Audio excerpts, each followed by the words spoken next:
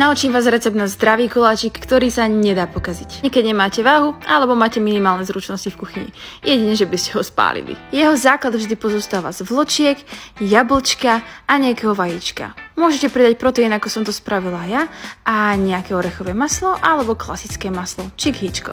K tomu je potom super pridať poriadnu dávku škorice, hrozienok alebo iného sušeného ovocia, orieškov a čokolády, pretože poriadna dávka čokolády nikdy nič nepokazí. Prilievame vodu podľa potreby, aby vzniklo takéto ľahko miešateľné cesto a všetko cesto vylejeme na plech a pečieme cca 20 až 25 minút pri 180 stupňoch.